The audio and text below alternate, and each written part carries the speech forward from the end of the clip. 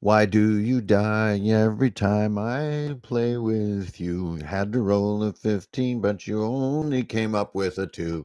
And now you're going to be stuck here for 1,000 years. But we'll keep playing for 1,000 more. Why do you die every time I play with you? Beat a 13 or be turned into a bunch of goo and be trapped in the dungeon for 1,000 years. We're not even past the second floor. I would die every time I play with you. Tried to roll a 12, but I only came up with a 2. And now I'm stuck here for 1,000 years. We'll be in stone hell for 1,000 more on the second floor. For 1,000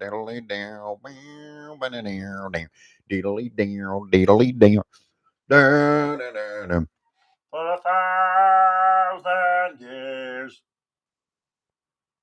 on the second floor of stone hell.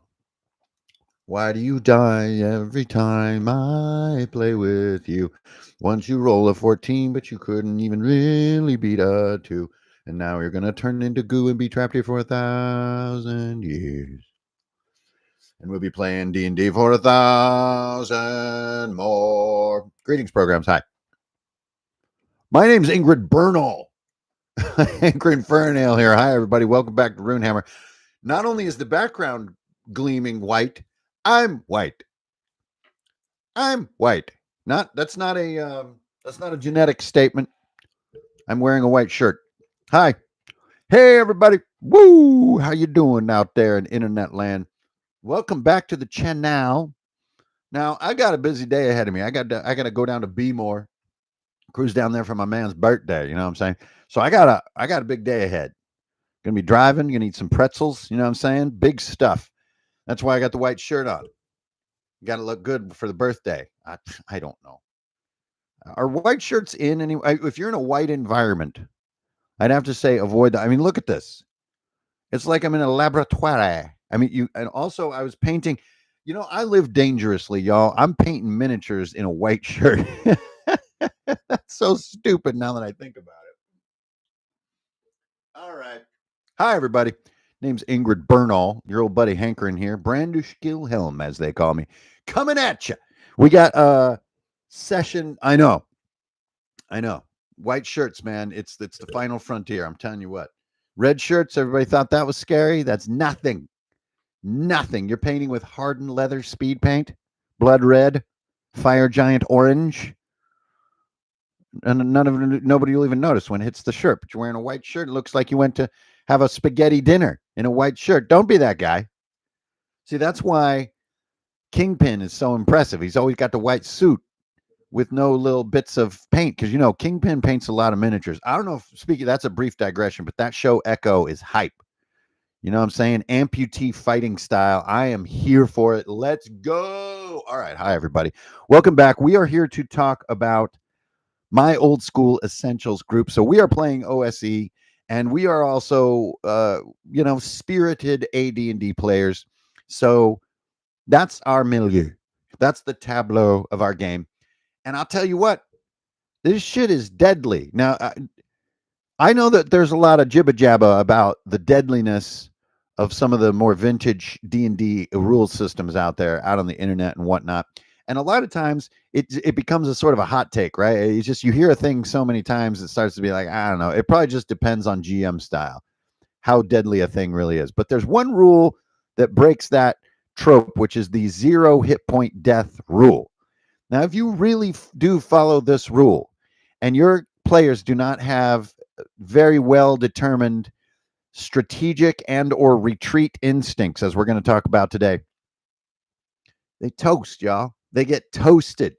It can be, I am discovering, hard for players to adjust their mindset from being, 7th level in a sort of a hacked OSE kind of, loosey-goosey world, and then going to play in a very hardcore steady rocking 0 HP equals you're dead kind of thing. Like you got monsters that are doing like 1d6, even with an attack roll. That could be an instant kill right there. So the players need this mindset. And in many cases, you have one character who maybe has a shield spell, is the most common thing in OSE. You get that shield spell level 1, you get 2 free hits you can ignore, right? So you get that shield spell, and that person's going to be the spearhead of your combat. And if anybody else breaks rank on that tactical formation, the chances of them dying in one attack are very high. Even with like the 8 hit point. And especially if you've already put it out there, like, yeah, these axes that these dwarves use do D8. That was a warning. But when that warning is not heeded, okay, so you guys know what I'm getting at here. You know what I'm being secretive about. You know foreshadowing when you hear it. We have 2 more deaths. 2 more player deaths in session 3, bringing the complete death toll of this campaign in a mere 3 sessions to 5 characters killed. Okay. So let me break it down. All right. So if you watched session 2 of the OSE recaps, you know that my players are about to go into these spider tunnels, right? They're pretty much thinking we're going to go in these spider tunnels. We're going to clear out some spiders. It's going to be dope and we'll be heroes of the realm, which is absolutely true. But to do so, some discipline is required. Now, remember, the last time they encountered these spiders, there were 2 instant deaths. So they know that the bigger spiders, if they roll their number 6 tactic, because I still roll for tactics. So when the spiders do this spine burst, it's instant D6 to everyone around with no save. Okay. It's just there's too many little needles flying through the air. There's no way to avoid it unless you're using a shield spell. So they know that. That's a warning. And then they also know there are these baby spiders who just have 3 HP. They have 10 armor class. They do D6 when they hit. So they can still kind of sneak up and be bad. But if you get 1 hit on them, you usually kill them. Okay. So I'm not throwing tons of these things at them. They're coming at 1 and 2 at a time. Like, all right. So they're moving into the dungeons. They're finding webs. They're finding evidence of something else going on. They take out some of these baby spiders. Each time baby spiders, by the way, enter the scene, we use a die to determine, is it 1 big daddy or is it 1 to 3 small ones? That's how we're always spawning spiders in these caves. Okay. So there's almost nothing that I'm holding back here, either from you as the recap audience or from the player who is living it in the moment, right? You've got the giant cave spider, and then you've got the small ones. Anytime you encounter them, which we roll for based on noise and light, we decide if it's 1 big guy or several small ones. They know all the stats on these 2 monsters. They know the stats. I've openly shared the stats because they've fought these things before.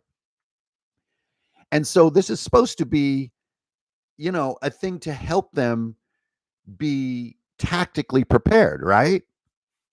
I think you guys can see where this is going. All right. So they dispatch some of these groups. They're getting a little beat up. They're looking desperately for some healing herbs in these caves. And just because of the way the dice are falling, they're not finding healing herbs. They're getting a little ragged here. Then they come into a larger cavern and they encounter these dwarves who seem to be like sort of digging at the rocks. They go up, they try to talk to the dwarves. The dwarves have like this red sort of gunk like running out of their eye sockets.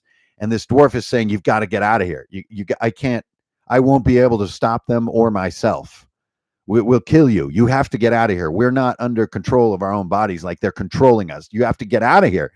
And my players just don't listen. They're just like, nah, it'll be all right. So this dwarf pulls up, and the miniature, by the way, has 2 battle axes. It's from the Fire Slayers starter army from Games Workshop. Okay, so you can visualize this army. You guys have seen a lot of pictures I've posted of my Fire Slayers. So they got the 2 battle axes, bang, like this, right? Coming in, and you can see these battle axes. And so my players say like, whoa, those look really cool. And I say, well, yeah, they each do 1d8. Zach, could you look up the dual wield rules for me? So we played dual wield exactly as written in Old School Essentials, which was fun. A -2 penalty to hit on the first attack and a -4 on the second attack. But then you can do 2d8 damage. And that's what these dwarves are going to do because they have these 2 axes that they're using to sort of dig in this tunnel. So this guy says, you got to get out of here. I'm going to attack you. And of course, there's enough stalling and they kind of don't believe him. Like, nah, it'll be fine. He starts attacking. my two most potent warriors in this player group, Milda, the dwarf, and Goodwin, the elf sort of plate mail guard from town. They're stacked. They have high hit points, no damage against them, and a shield spell on Goodwin. And for reasons I do not understand, they're kind of just hanging back. They're kind of just like, I'll just wait and see what happens. Now, when this happens, I've suddenly got distracted. Jason and Sloppy Jalopy, it has got to be one of the goofiest topics going around the internet of all time. Okay, we will get into that later. So my main combat spearheads are kind of hanging back, just going, we're going to see what happens.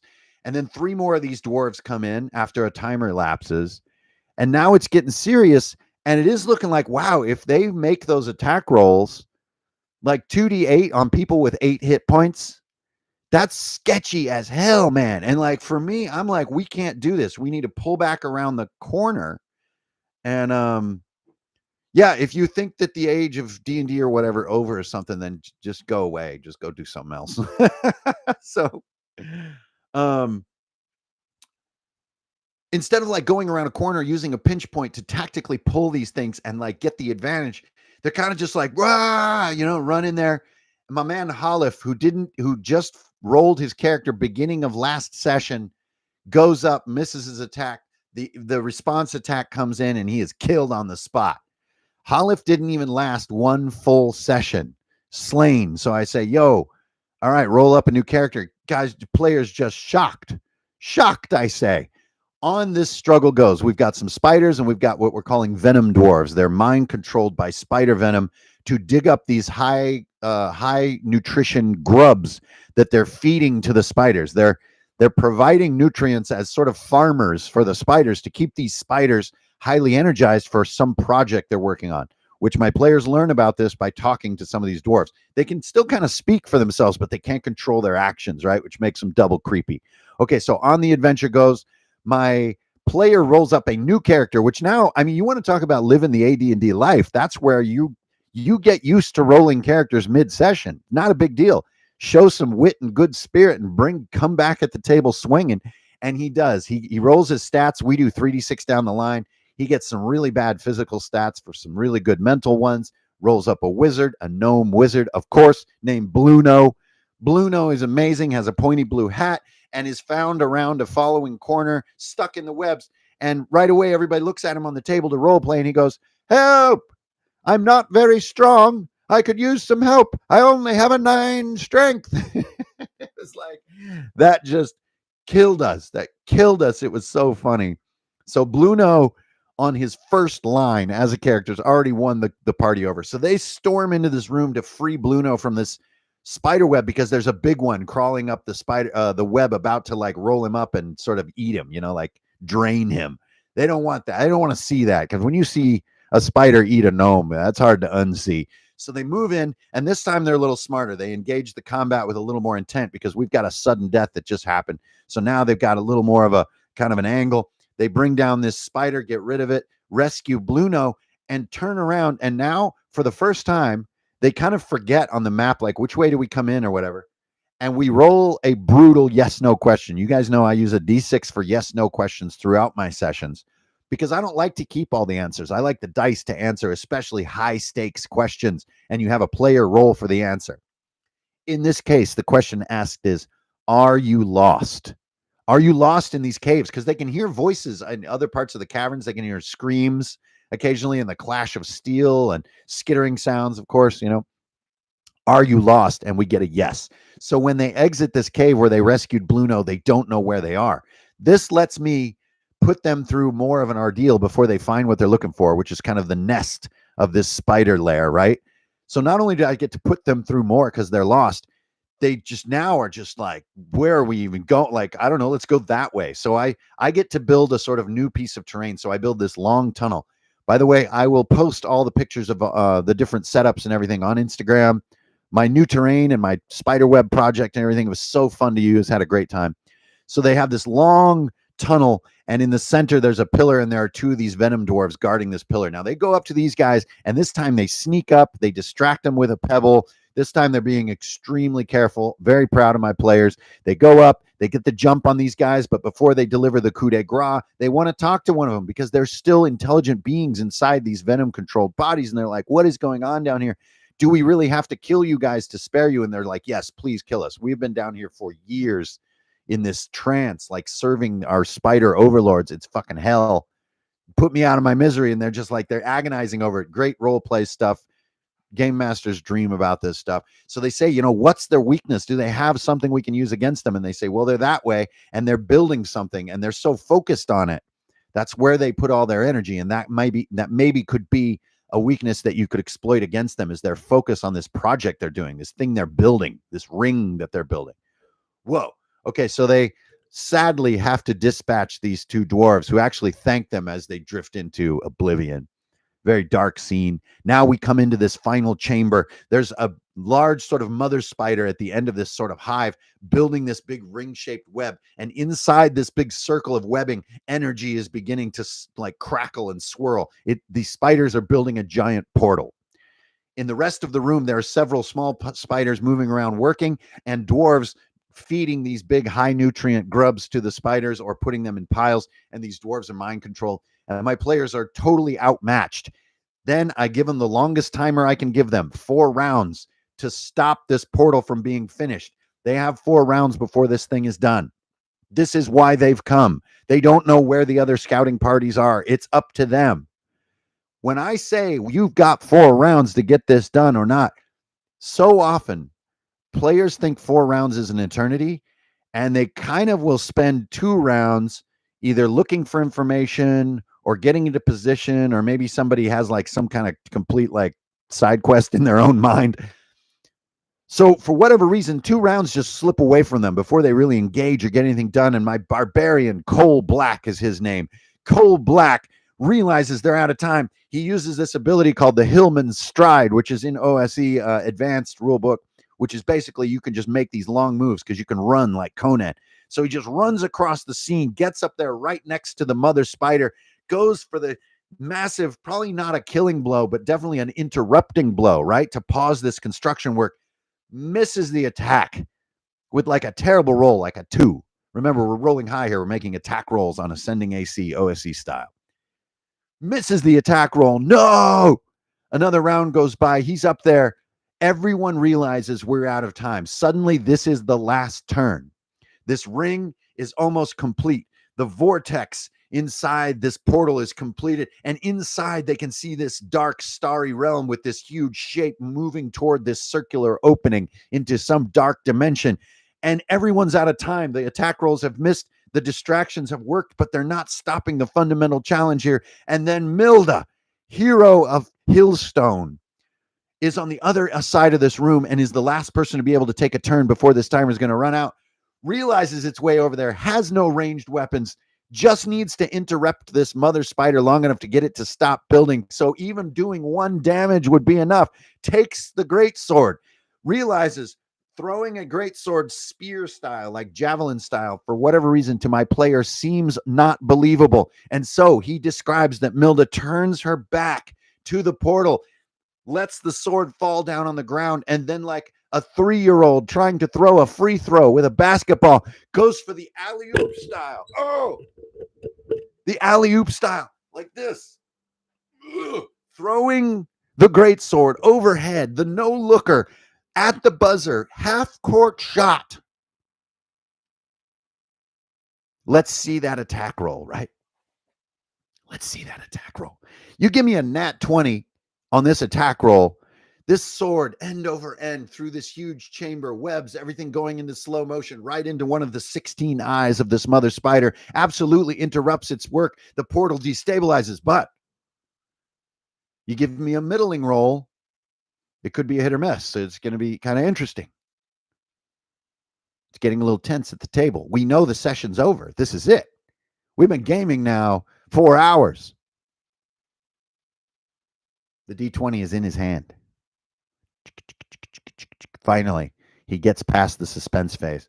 finishes his beer, bang, drops the D20. Natural one, critical fail. Now, we have a standing rule at our table in every game I play. If you have a critical fail on an attack and you have it friendly in the line of fire, that attack hits that friendly. We don't do a lot of fancy narrative critical fail stuff. I know a lot of people do, but we just do you hit a friendly if they're in the line of fire. And no one was more in the line of fire than Cole Black, my man, the barbarian up there trying to drive the dagger into the head of the spider.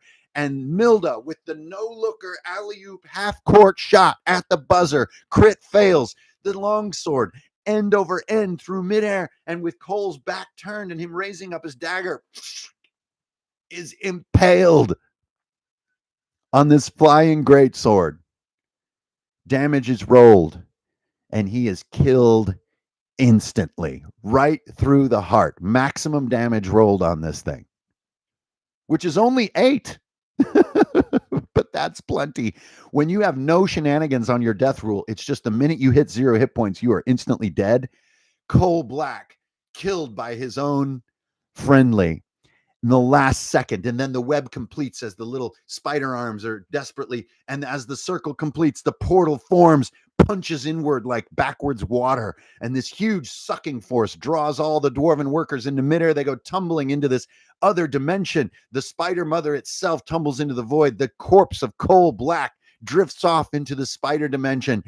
Everyone, the remaining survivors, 3 other players, turn their backs and begin to run. One of them steps on a web and gets stuck. They're making strength rolls to pull Milda out of the webs. They make it. They're starting to run, and they, like fools, look back one last time as the chamber is being drawn in, and then everything that's being sucked into the portal drops to the floor. And from this other dimension, one titanic, whisker-covered, huge, blade-sharp spider leg comes through the portal and goes into the stony floor as this huge form is moving through the portal to some other place, and they flee. They flee for their lives.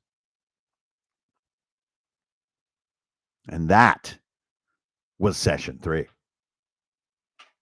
Halif, the Drenger, the dwarven samurai, one of the old folk, the traditional folk. He was almost 400 years old.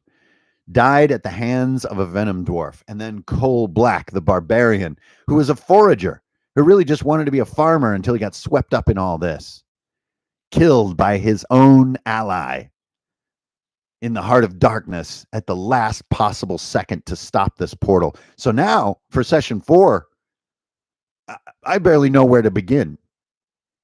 The spider goddess has established a wayport underneath the dwarven kingdoms in the west, where she can now move freely from her realm into the material world. Like, it's not good, y'all.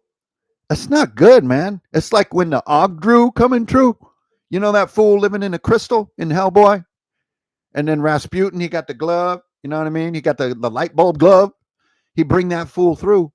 It's trouble. It's trouble. I tell you what, it's trouble. Now, there's a lot going on here. The events of session 1, 2, and 3, as far as the world lore goes, are not coincidence.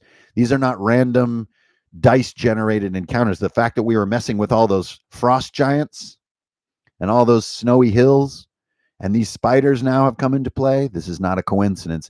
And my players are about to learn some of the darker truths of our world in session 4. That's it. Okay, so now, if you guys got some questions, you know what to do. You got to put that word question up in all caps. That's just decorum around here. There's protocol, baby. So lay them down. If we want to hit that topic from earlier first, we can do that. What you got? And hey, it's Saturday. Everybody got cool stuff to do. So we can't linger too long. But wow, absolutely fantastic to be able to relay this session to you guys. The deaths are tragic, but it's pretty cool to see players adapting to just re-rolling a 3d6 down the line character mid-session and embracing it. Bluno was awesome. Bluno escaped. Bluno was blasting with his wand there at one point. Absolutely awesome. I love Bluno. His lines are hilarious. We got all the gnome puns going and all that stuff. So any questions today on a little Saturday stream, or is everybody just your serenity is unassailable? Everybody's just like, no, we are in absolute harmony. What's up, Pete's Dracolich? What's up? Uh, how am I feeling after this much death? Well, it's not what you want. It's definitely not. And I make and paint and even kit bash minis for every character that gets rolled. So that part, that's a little sad. And I don't like to see that chill of fear and the draining of blood from the face when a player loses their character. It's always tragic. I mean, if it wasn't tragic, there wouldn't be any fun here, right? But as anyone who has played this particular style of D&D knows, over time it's very fun because over time the character you least expect to survive will be the one that makes it to level 2. You get that second hit die, you get that second spell or whatever, and you have a little more gear and you start to have much better chance. Now, I have a blog post all about how this difficulty curve is absolutely bizarre by all standards of game design. Why you would make the beginning the hardest part is contrary to all good game design. But on the other side, it's kind of cool to watch players adapt to deadliness, and it gives the world a real grit that they have paid for in blood, and that is magical, and that gives the GM a lot of horsepower as far as instilling fear, making really simple monsters that are still super effective. So on the one hand, yeah, I hate to see my players sad, but on the other hand, it's dope. It's dope playing this way. It's really fun, and not everything I play is this style. I'm not fighting, dying on any kind of hill here as far as like vintage D&D or anything, but it's fun in itself. What would, if your character dies, what would be next character in Crown and Skull? If Karazhan were to die, Karazhan the Clever, wow, if he were to be killed, which he's come within one attack of dying. Wow, if that happened, I'd probably do a Heron Dwarf. For those of you who've read some of Crown and Skull, you may know about the House of the Heron. I've been wanting to play one of those guys for a while. So they're basically like a sort of a stoic samurai enclave of dwarves that live in these swamps in Crown and Skull. Kind of would like to play that like a spear dwarf with like a patty hat and like an iron mask, that's like an Oni mask for fun. Here we go. Jason Gambrel back with this sort of funny topic that's going around the internet right now. I actually sat in with these guys the other night on their stream, Ben and those guys. The golden age of RPGs is over. So first of all, this is just like a titular clickbait headline. That's all this is. I mean, it's like the thing where it's like, is Critical Role breaking up? And then the first thing the person says on the stream is no. So for the deeper analysis of this question, Jason, really Ben's thesis is that with D&D proper, D&D by name, sales declining, this sort of like the tide going out, right? So it's not necessarily that the age is over. It's just that if audiences of the overall hobby are shrinking, then it will sort of shrink all sort of sub markets, right? That really is what he's saying. He just put a really catchy headline on it that is apparently spreading over the internet. I was unaffected by Wizards of the Coast before they were visible, before they even had D&D as their property, and I remain unaffected by them. I really don't think that our hobby circles or orbits around them in any way. They're just one of many brands. And to say that some kind of era is over to me is like a classic, almost diagnostic sign of either someone unimaginative or someone who's like looking for a titular headline. And actually, I think that that Ben is actually a really well thought sort of speaker and writer. And it was nice to sit in on his stream the other night. It's a good thesis. It's not as bombastic as the headline. It is a good thesis. It's a fiscal thesis. I clearly don't buy into it. I'm slaying at what I do and extremely excited about it. Thanks to people exactly like all of you. Thanks to my readership, which is growing all the time. And just my momentum as a voice and as a creative person is better than ever. So why would I ascribe to anything like some kind of golden age is over? I don't think there's such a thing as a golden age for starters. It's just, I don't know. It's just another whoop-de-doo, air horn, red flag. What's that over there? To me, that's all it is. I really think it's just sort of And, by the way, no shade on Ben and his thesis. The guy's very well thought out, honestly. And sitting in with them, they were really appreciative of my sort of critical questions too. So like full marks for logic and reason. But no, hell no, it's not over. If there is even such a thing as a golden age, if there is, it's just going to keep going. It's like saying the age of restoring bagpipes is over. No one's going to do it anymore. The world and hobbies and the internet have pushed special interests to such a degree. There are more people restoring vintage bagpipes now than ever. There are more people doing everything than ever because just interests are so supported by the internet now. So I really think even the idea of a golden age is an outdated concept, I think. But anyway, that's my stance on that.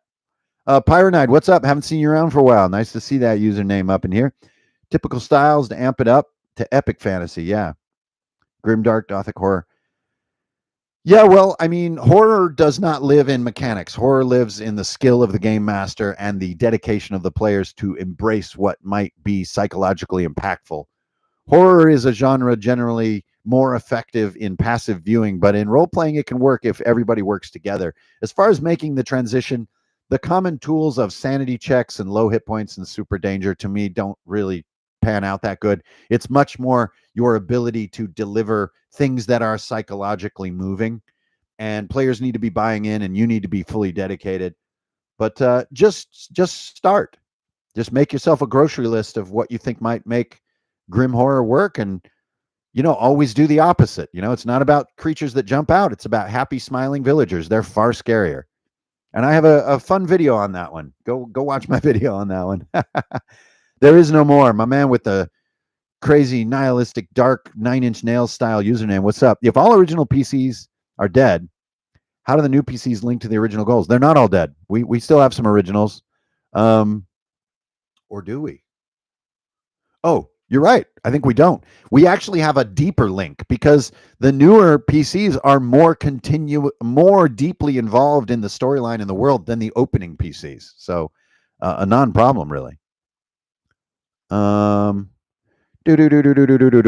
man, Calamindir. Now that is a Tolkienian name that has a lot of pomp and circumstance. Do you think we're in the golden age of bagpipes? Not bad.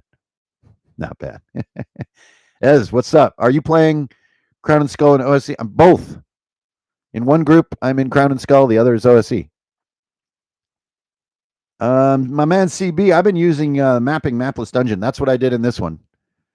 Have you used larger dice than the D4, or does it get out of hand? It does get out of hand. It gets ridiculous. So if you use it the way that I wrote it, the D4 is the way to go. It gets really gnarly. The other way to make it even simpler is just to ask, are you lost? And if you're lost, you're going to have to deal with another space and another encounter. If you're not lost, you get to your objective. It's that simple. So if I ask if you're lost and it comes up no, the next room is the objective room, what they're wanting. That simple, insanely simple. So that doesn't even get into the mapless maze stuff. That's just dirt simple binary kind of logic stuff. Yeah, I don't steal from my players. That's for Golden Axe to do. I never do that. Yeah, cool. Great. Is it the golden age of bagpipes? Well, it's either now or like 1056. 10, yeah. One of those years. As far as quantity of people playing bagpipes, I bet today there are more people playing bagpipes than like all of the medieval centuries combined. Just because of math. Just because the number of peeps on the internet learning to play bagpipes is so insane. Thanks for tuning in, you guys. That was session 3 of OSE, a passionate, deadly, scary, spider-infested, dwarf mind-controlled adventure that ended in one of the most catastrophic crit fails I have seen in quite some time. Yeah, and Jay, I'm with you. And by the way, with my thing about the Golden Age, absolutely nothing against Wizards of the Coast, absolutely nothing against 5th edition and all the people that love it. Rock on. Rock on. I'm just saying that that is not my focal point. From the beginning, even, I played several other games before I even really knew anything about D&D. So I don't really originate in D&D. So it's awesome and I love it. But to me, it's just not the sun of the solar system of our hobby. The sun of our hobby is us. And the brands can kind of rise and fall and can come and go, and sales numbers can rise and fall. But I think the groundswell of who's really into our hobby is more powerful than ever. Than ever. Now, if you want to talk about the fiscal golden age of 5th edition D&D, Ben is probably right. That age seems to be coming to a bit of an end. It does. But the true guts of what we do, I feel it's got more momentum than I've ever seen it. Everywhere I go, when people ask me if I'm that D&D guy, they say, "Oh my God, yeah, we just started up a group. Freaking love D&D." You know, are they driving a lot of sales for our sort of top line, metric? Maybe not. Maybe not. Maybe they're just using free materials, Who knows? But to me, that's the thing to look at. Look at the people. And they're not in public. They're hidden. They're doing their own thing. They're not on the internet. It's a tiny fraction of the hobby that's on the internet engaging with it.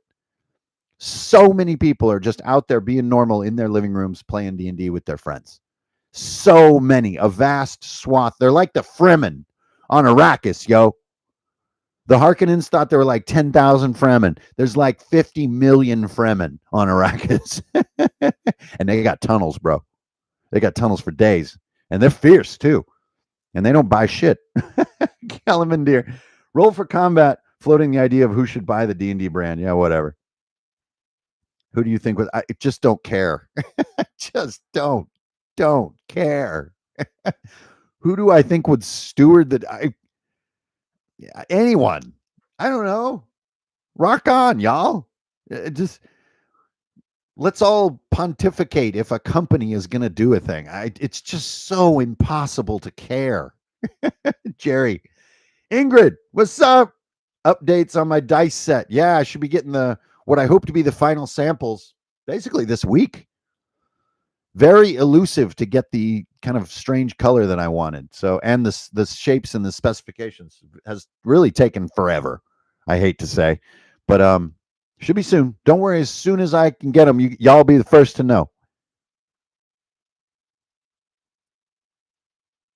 And yeah, like we do YouTube and stuff, so we got to talk about something. So again, no shade on those doing sort of what I would call commentary. Commentary is kind of like following the news, the hobby news. And of course, the biggest companies are going to be in the news and stuff. It's just so hard to care. There's so much fun, creative stuff to do. Why would I focus on the doings of companies and things? It's just so bleh. All right. How's your 3D printing experience? Well, I've got everything set up.